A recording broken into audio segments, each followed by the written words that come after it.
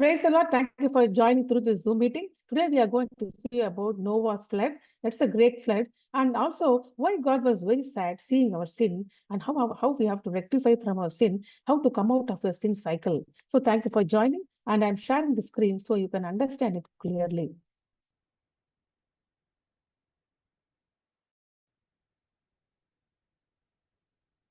Today's topic, the Great Flood.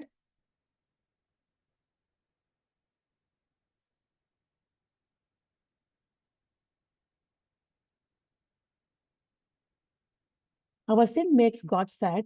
Genesis chapter 6 to 9. If you have the Bible, please open it and keep it in your hand.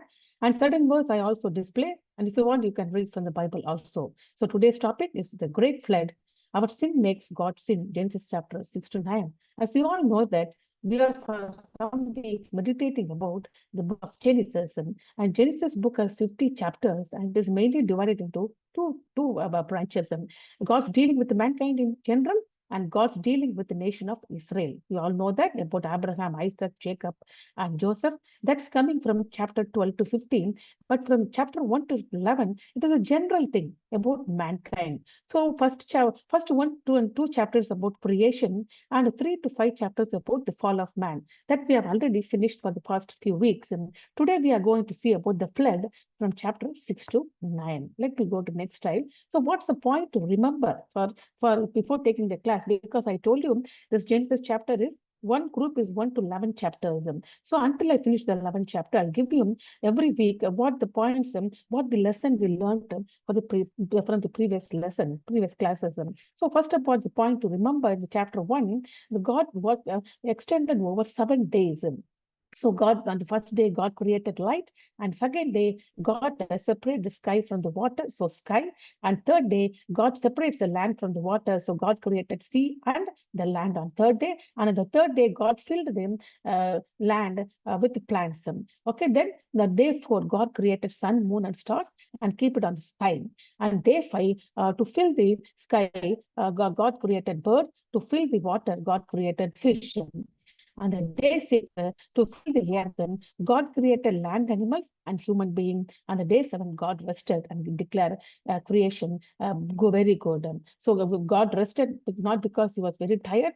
God rested to emphasize that on each seventh day or each once a week, the people has to rest in the God's presence and be and to learn more about Him. And next day, the next lesson is that what we learn is from Genesis chapter 2 and 3, that is Garden of Eden and the fall. In that, 6 points are very, very important. As we know, in the creation, the 7 points are important, and in the case of Garden of Eden and the fall, the 6 points are very important. God gives rules and responsibilities, and then God considers obedience very, very important. Not only responsibilities, we need obedience to fulfill the responsibilities. You all know that what obedience God expect from Adam and Eve, not to eat from the tree of knowledge of good and evil. God has not given up on us even when we disobey. They disobeyed, but God give a chastisement, but He not given up. So disobedience caused people to lose access to the presence of God. Adam and Eve were thrown away from the God's presence, that is Garden of Eden. So in the same way, disobedience caused people to lose access to the presence of God. And now the third one is a sin rebellion against God bring curses such as pain, conflict, and death. So there was a rebellion, and this bring curses. What are the curses? The rebellion of Adam and Eve brought to their pain and conflict between husband and wife, pain in the childbirth, and also death, a physical death. The man taken from the sand has to go return back to the sand again, physical death. So how to come out of it? God has given a redemption plan. The only way to come out of curse is to join Jesus Christ, who died as a curse for the human race and changed the death into the life through his resurrection. That's what we learn from Genesis chapter 2 and 3, that is Garden of Eden and the fall. The next lesson is about the Cain and Abel. Previous week we learned, that is we covered from Genesis chapter 4 to 5. Well, what we learned from the Cain and Abel? First of all, Cain's problem is his attitude. So what we learn from Cain's life is that we must concentrate on doing what is right to overcome evil. Always concentrate what to do right. What we learn from Abel, the righteous must continue to serve and work worship God. That is Abel is a righteous man. He continued to serve and worship God. Why we have to continue to serve and worship God? What is there? The more you worship true God, the more you avoid doing sin in your life. That's the lesson we learn from Cain and Abel. And what are the main points we learned? Because the Cain and Abel, what happened is the sin begins in our attitude. So Genesis 4 and 5, we learned three points from Genesis from the life of Cain and Abel. When we allow sin to occupy our life, it grows. So don't allow it, because it will certainly grow. Often sin begins in our attitude, in mind, and then it results in action. So if it comes in your mind itself, you have to check it. If you started to tell, if you want to tell lies, or if you want to steal somebody's product, or something else, okay? If you want to do, first of all, it comes in your mind, the attitude, and if you allow that mind to grow in that attitude, slowly it results in action, doing sin. That's what happened in the life of Cain. We should respond when God gives us opportunity to make things right. God gave opportunity to the Cain to come after the sin, but he didn't listen. So ultimately he killed his brother. So in the same way, when God knows what we are thinking, so God certainly gives us the opportunity to make things right. Immediately we have to do how God give the opportunity to make things right, through reading the Bible, through listening the message, through your parents. And through when you go to church, the pastor gives the message. And when you go to school, also teachers give good instructions. And these are all the opportunities God give you. Immediately respond it and do what is right. So that's what we learn in Genesis chapter 4 and 5 from the life of Cain and Abel. So today we are going to learn about the great flood. Our sin makes God sad. Genesis 6 to 9. So now, when you see Genesis chapter 6, 11 and 2, I want to read this word because this is a key word. Now the earth was corrupt in God's sight and was full of violence. Can you see here? Corrupt, violence. Who is seeing that? God is seeing it. Whatever God sees is correct, isn't it? God saw how corrupt the earth has become. For all the people on earth has corrupted their ways. All the people. Not even all the people are corrupted their ways. Their way of living is not correct, and their way of dealing with other people is not correct. Everything is wrong. So God is very sad. Before, God was very happy when creating the earth, but now God is very sad. So now today we are going to see about Genesis chapter 6 to 9, because there's so much chapters, isn't it? So I'll go fast, not covering everything. Important things I try to cover. So this chapter 6 to 9, I want to divide it into 7 parts. Okay, first part is a reason for a flood. For when God do something, there must be a reason, isn't it? So first we are going to see the reason for a flood. That is there in Genesis chapter 6. Then after that, God told Noah to command to build the ark, second thing. And third one is command to enter the ark. After building the ark, what we have to do? Enter the ark. Fourth one is a great flood. After entering the ark, what happened? There was a great flood, fourth one. And the fifth one, what happened? After 1 year, after 150 days, the water drew back and slowly dry land came out. And then what happened? After 1 year, and 11 days, sixth point, Noah leaves the ark. And after coming out of the ark, what Noah did, God made covenant with Noah, and Noah worshipped the Lord by building the altar. So there are the 7 points we are going to cover from Genesis 6 to 9. Reason for flood, command to build the ark, command to enter the ark. Fourth one is a great flood. After the flood, the water draws back and dry land came out. And sixth one, after that, Noah leave the ark, and God made covenant with Noah and blessed Noah, and Noah did worship the Lord. So let me go to the first point. What's the reason for the flood? So the reason, we can see three things are there in the case of reason. That is there in Genesis chapter 6, 5 to 12.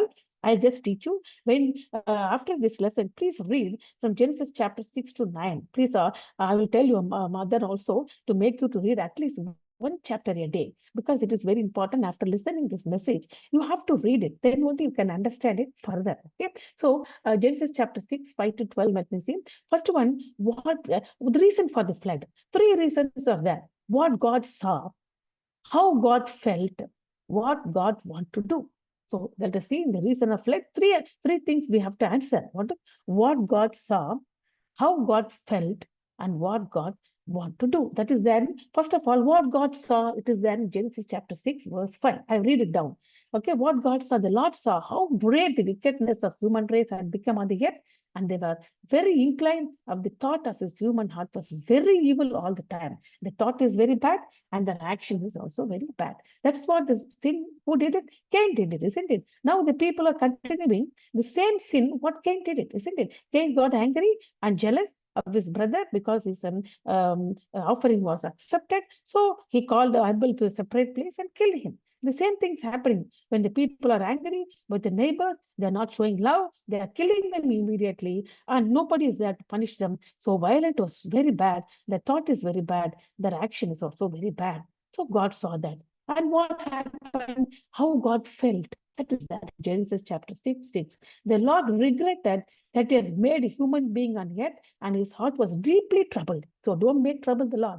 So whenever we do sin, actually, in spite of all our parents really will feel sad, isn't it? Our teacher also feels sad when you copy from other student, when you tell lies, when you steal the other people's pencil, all these things. The teacher first of all feel very sad. Why my students are there? Not only that, when they inform to our mother and parents, they also feel very bad. In spite of all these things, God also deeply troubled when you sin. That is very important. That's what happened here. And his heart was deeply troubled.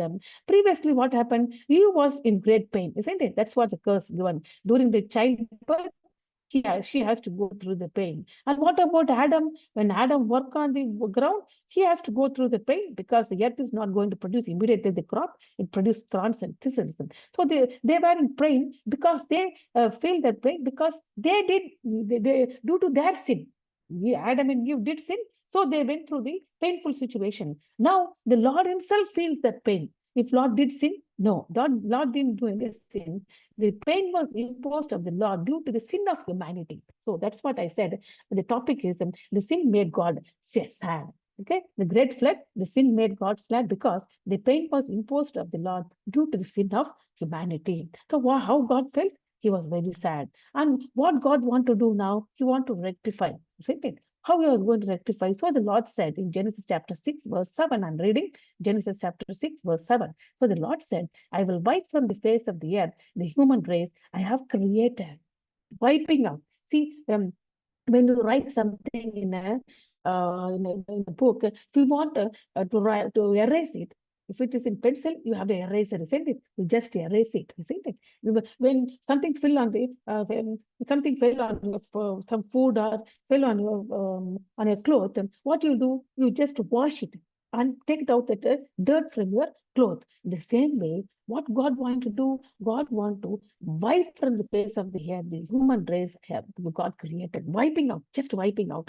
And with them, the animals, birds, and the creatures that moves along the ground. And for I regret that I've made them not only human being, He's going to wipe out all the birds, animals, and moves along the ground. Why? Because He has regret.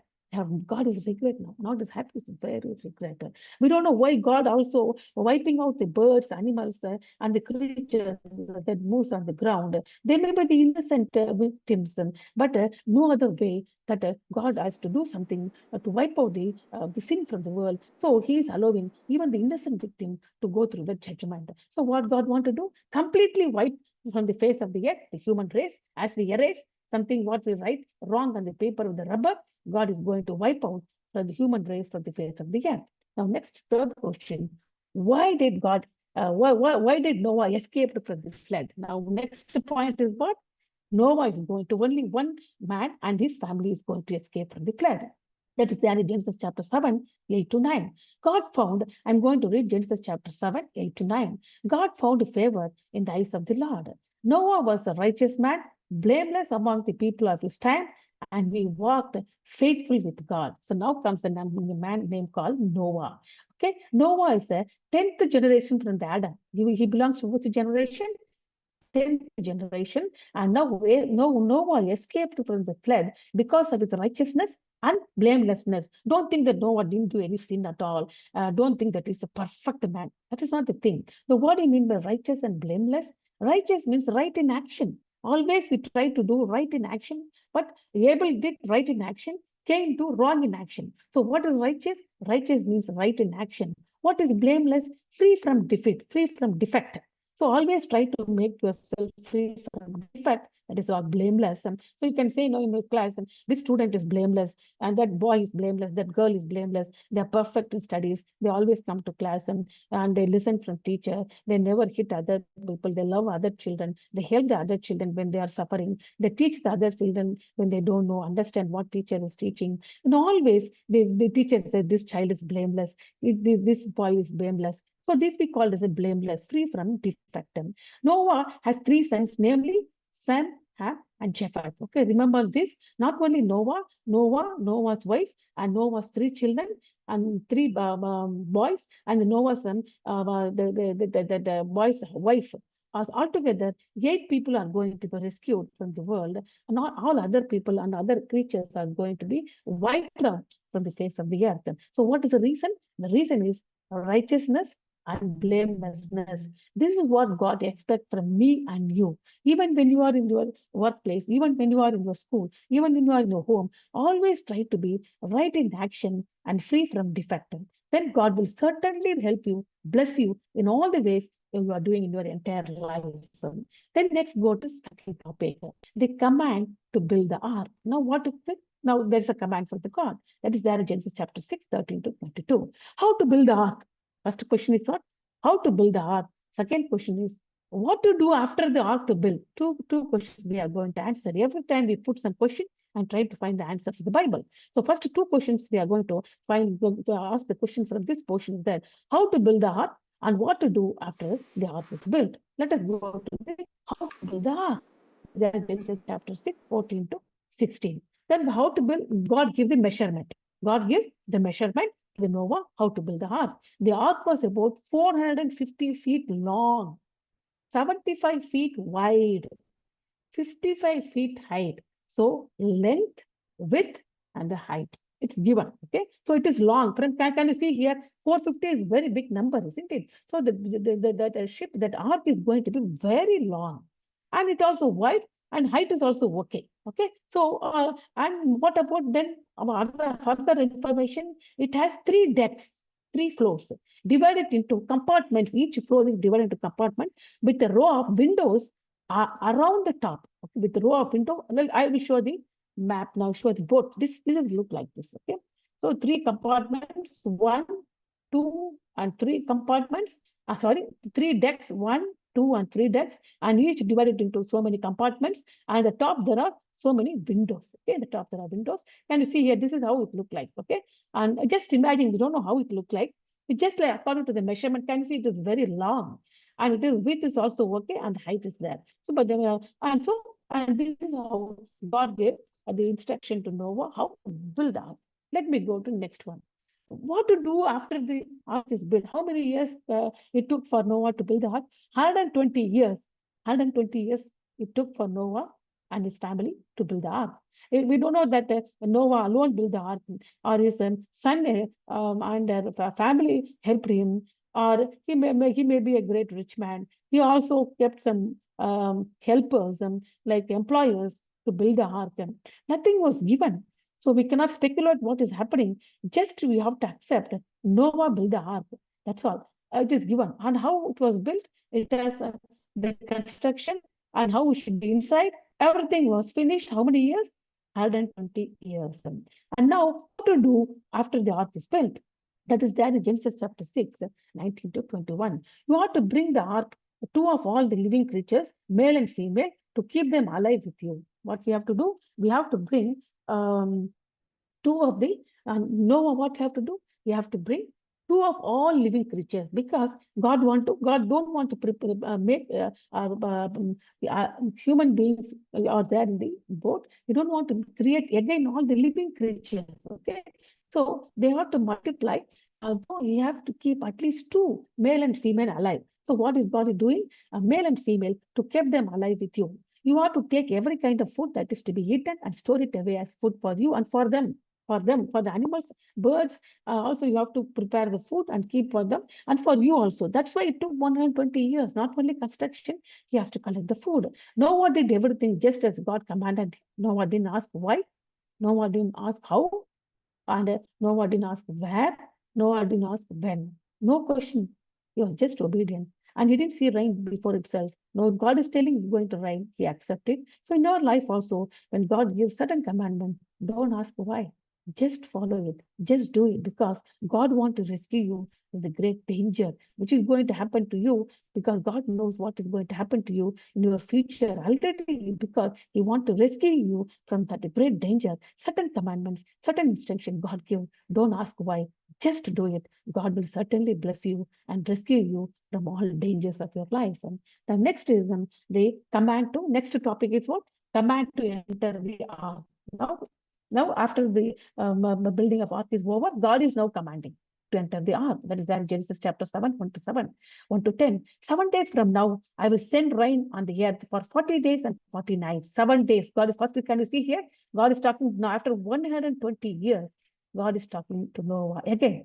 7 days from now, I will send rain on the earth for 40 days and 40 nights. I will wipe from the face of the earth every living creature I have made. And Noah and his son and his wife and his son's wife entered the ark to escape the water of flood. The parts of all creatures that have the breath of life in them came to Noah and entered the ark. Then the Lord shut him in. How many people entered? 8 people entered. After they entered, Lord shut the door and they have to wait in the ark for 7 days. After 7 days, for 40 days and night, there was going to be great rain. And more important thing, God only is going to command the creatures to go enter the ark. Noah, no need for Noah to go and call the birds or tame the birds to come or animal come inside the ark. God himself has the responsibility. And immediately, two of the male and female of each creature enter the ark by themselves, but it was a command given by God to all living creatures. So it happened, they entered the ark. Okay, now it is going to great rain. Let me go to the next topic. Ark is a symbol of our salvation. I want to tell you what is the ark. Ark is a symbol of our salvation. Noah's family and the animals all passed through the door of the ark. There is a door, isn't it? Without door, you cannot enter. I show the picture. There is a door. Only one door is there. Okay. There are so many windows on the top, but only one door is there. Windows to get the air and light, door to enter and to shut the door. And all these things, only one door.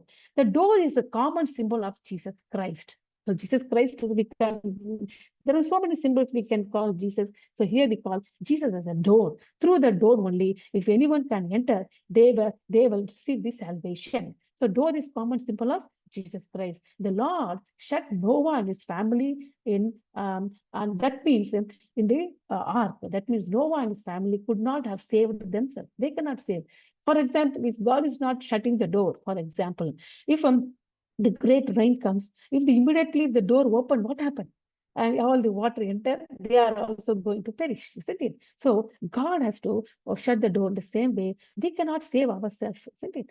God has to save us. And we, like Noah, are saved by God's grace. So everybody has passed through the door, which is Jesus Christ, to get the salvation. So that is what we learn from the ark. Ark is a symbol of our salvation. Let me go to the next slide. And what is now Noah and his family, 8 members entered. All the living creatures, pair, male and female, entered, and God shut the door. Okay, let us go. And they are going to wait in the ark for how many days? 7 days. After 7 days, for 40 days and 40 nights, there are going to be continuous rain. Now let me see that great flood. Genesis chapter 6, 11 to 24. Noah's sons. What are the sons' names? Remember, Sam, Ham, and Japheth. Just remember it. Together with his wife and the wife of his 3 sons. Okay, Noah's wife, Noah's 3 sons, and the 3 sons' wife, 3 wives. So altogether, 8 people entered the ark. Remember this. On that day, all the spring of the great deep burst open, and the floodgates of heaven were open. Not only it was rained, okay, and down there was a great deep springs are there, no, in the earth. Those springs are also open together. There is a rain from heaven, and the springs on the earth were burst open. The two-way there was a water was flashing out. Okay, the rain fell on the earth for 40 days and 40 nights. Every living things on the earth, face of the earth was wiped out. People and animal and the creatures that move along the ground and the birds were wiped from the earth. Also Noah was left and those with him in the ark. Only Noah was left and those with him in the ark were left. All other things were wiped. I told you, like as a eraser, God wiped out. The water flooded the earth and for 150 days. Remember that? 7 days, then 40 days, rain day and night, And then 150 days, what? Water was flooded for 150 days. The ark came after 150 days. The ark came to rest on the mountain of Ararat. You don't know where is the mountain? That mountain people are telling that mountain maybe is in the land of Turkey. Okay, so now the ark came to rest on that and the mount of Ararat. Noah and his family were in the ark for 1 year and 17 days. How many days? 1 year and 17 days they were in the ark. 5 months floating on the water and 7 months on the mount of Ararat. So now can you see there is no revelation from the God? Once the door was shut, God didn't talk to Noah at all. They were waiting and waiting and waiting and waiting and waiting. How many days? 1 year, 17 days, 5 months floating, 7 months on the mountain. So they don't know what is going to happen. Okay, maybe the food is reducing. Maybe they have some conflict. Maybe they be fed up of keeping the animal. Nothing was revealed. But with the great pain, with the great agony, they are waiting for the God's back. What to do next? Okay, now let us see the next slide. The flood water draws back and dry land came out. Okay, let us see in Genesis chapter 8, verse 1. That is very, very important. Genesis chapter 8, verse 1, and it is there on the screen also. You can also read from the Bible. But God remembered Noah and all the wild animals and living stocks that were in him in the ark, and he sent a wind over the earth, and the water receded. The water went back. Wind. God, only what? God? How about get? Wind. So all the creations in God's hand. So God remembered who? Noah and all the wild animals. And what he sent a wind after how many days? After 1 year and 17 days, God sent a wind over the earth, and the water is going back. That is receded. What do you mean by remember? That means God forgot. Maybe, oh, I forgot the people know I'm very tired, I'm taking rest. Not that. So the word remember does not mean to call something to mind that they may have forgotten. Sometimes you say, oh, I forgot to bring your note. I forgot to bring my lunch and I forgot. All these things we say. That is not the meaning here. Okay, something you forgot. What does it mean forgot? It means God can't forget anything because he knows the end from the beginning. It means to pay attention. Now God is going to pay attention. Now going to fulfill the promise. God is going to do something on behalf of you. That is called remember. Whenever you think God remember means God is going to fulfill the promise which he has given already. God is going to pay attention in your life. God is going to do something on your behalf. That is called remember. God never forget or forgets his God's people because God is love. He never forget or forsake. God is love. Now God is going to fulfill the promise. God is going to pay some attention to the people in the ark and also the animal and livestock. God is going to do some act on behalf of them. What is that act? He sent wind over the earth and the water started to receded. So first action, he did it. Okay. So the flood water drew back and dry land came out. In order to determine how suitable the ground was for living, Noah sent out a raven for 3 times and then a dove. I told you before, they were floating for 5 months and they were resting on the Mount Ararat for 7 months. During that 7 months, what was Noah was doing? No information, no revelation from the God. So what they know as bird, isn't it? Noah first of all sent the crow. How many times Noah sent crow? 3 times. After some time, the crow came inside. And at last, Noah sent dove. When the dove was sent, the dove came with beautiful olive leaves, and then Noah decided that the earth is ready for living, and all the water resided, and all the plants and trees are coming out, and the dry land was dry. That means here Noah was taking all opportunities to find what is going to happen next. In our life also, we also take opportunities to find what is happening and when we get that opportunity. So everything we have to try. That's what Noah is doing. Noah sent bird now to determine the condition on the earth. God told Noah to build the ark and what to take inside the ark.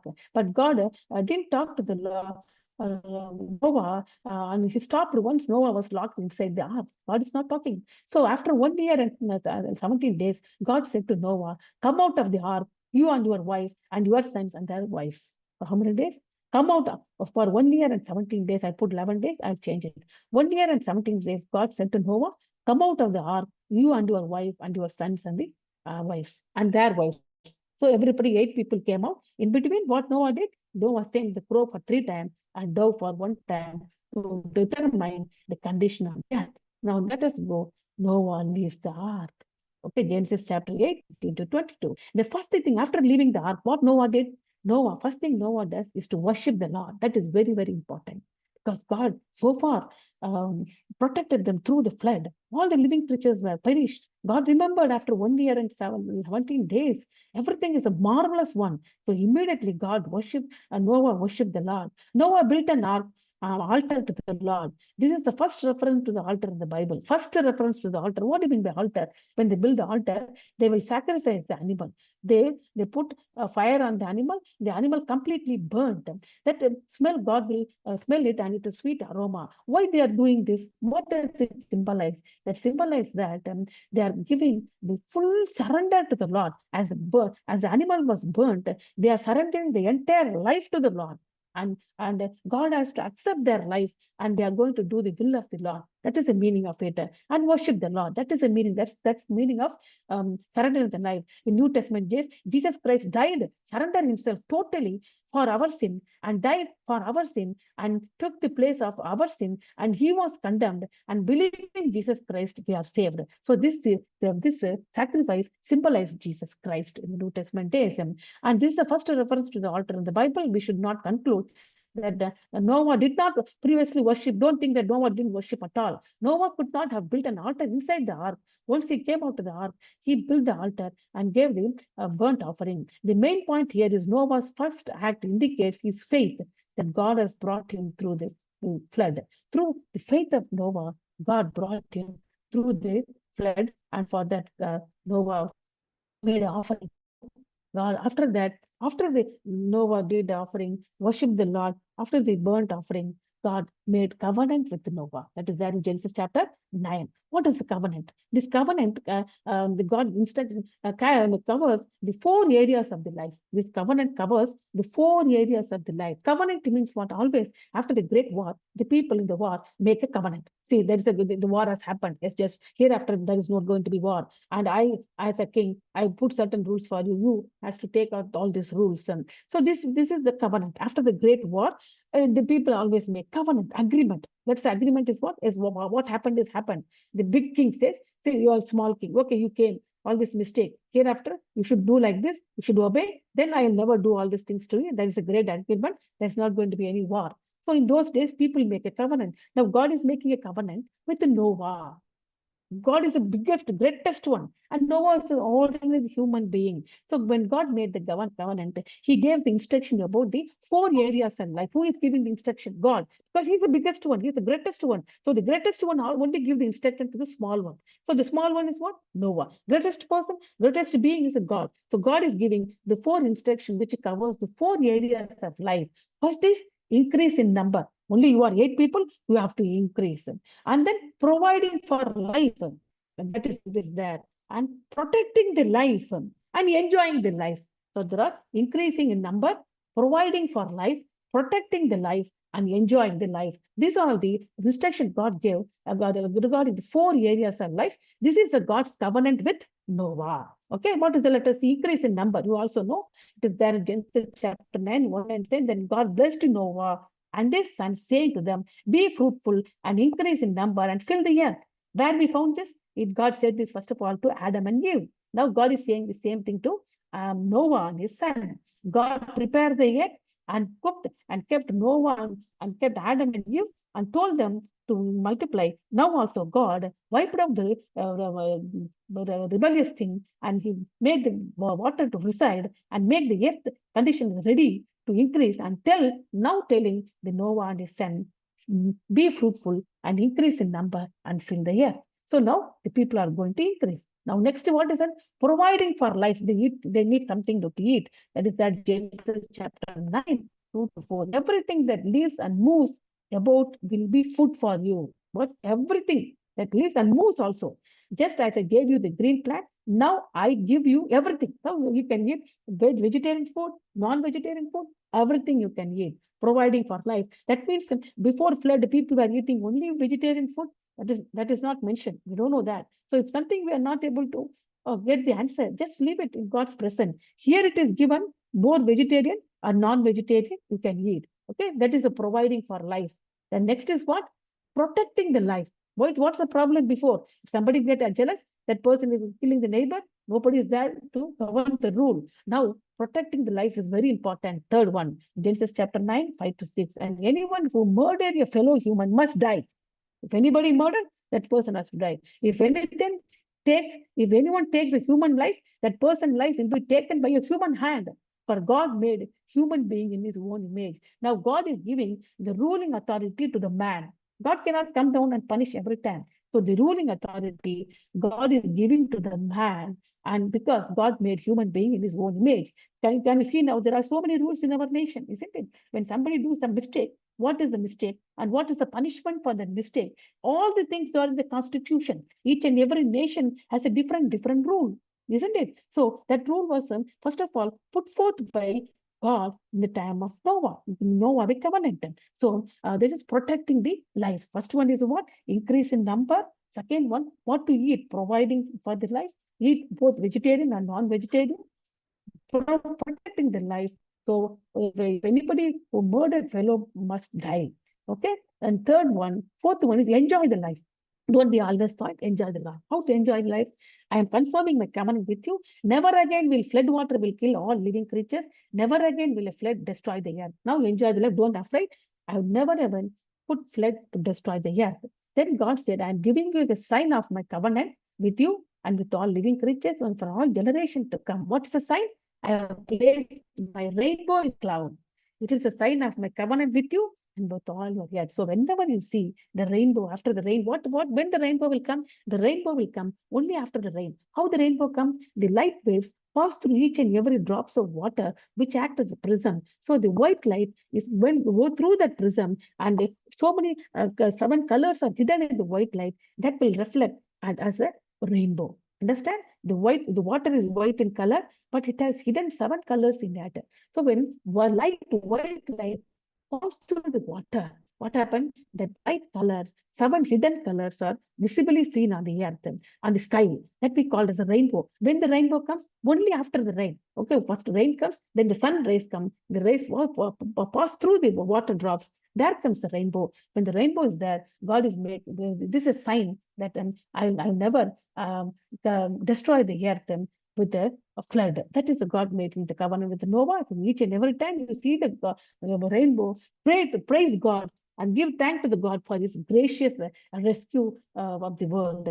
The rainbow reminds us of God's covenant and the grace of God. So what does the rainbow remind? God's covenant and grace of God.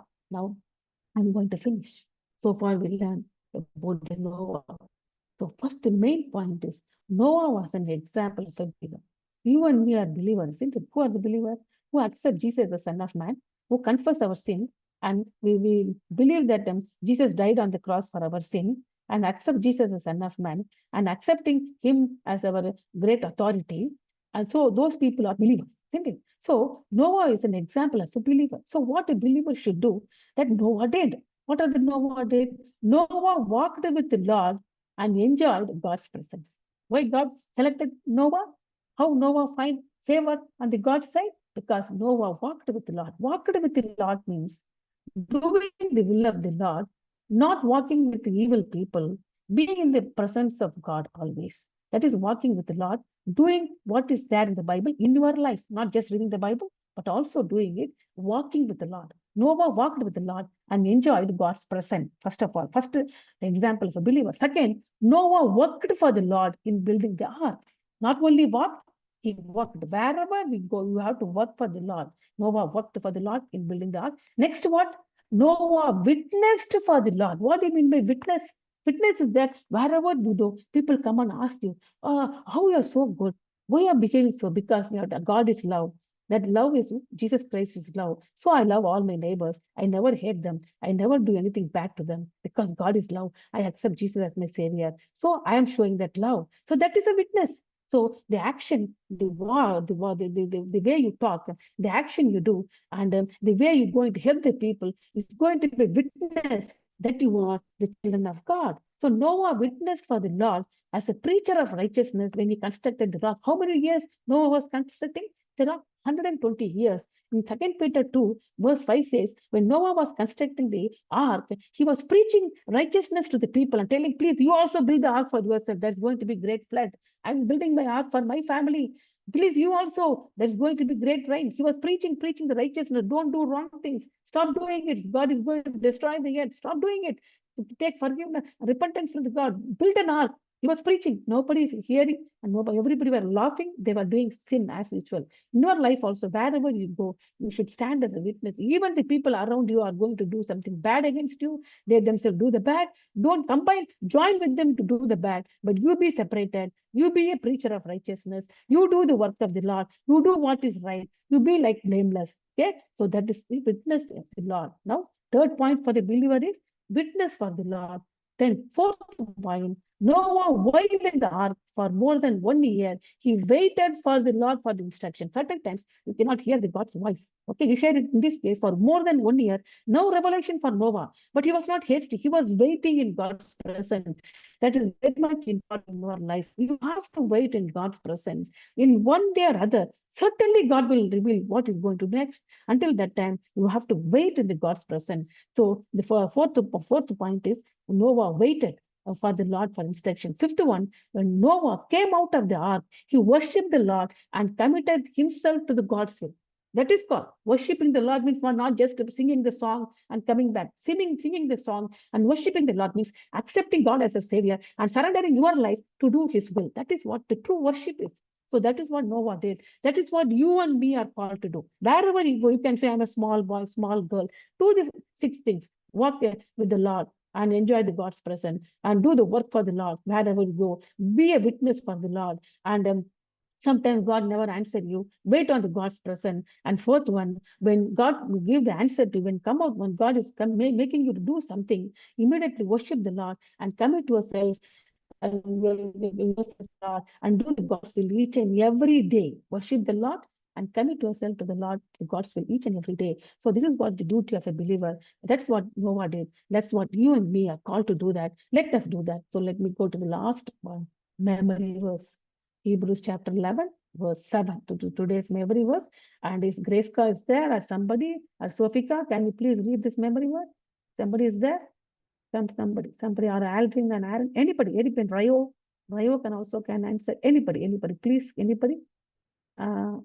Okay. If anybody is there to read, I shall be reading. Okay. Anybody, anyone? Ashmita, Sofika, Graceca. Okay, I'll read it. Hebrews chapter 11, verse 7. By faith, Noah, when warned about things not yet seen, in holy fear, built an ark to serve his family. By his faith, he condemned the world and became the heir of the righteousness that is in keeping with faith. So in this verse, it emphasizes Noah's faith is very, very important. And because of his faith, he, even though the world was condemned, he and his family were rescued. The God expects the same faith from you and me. Thank you for joining. God bless you.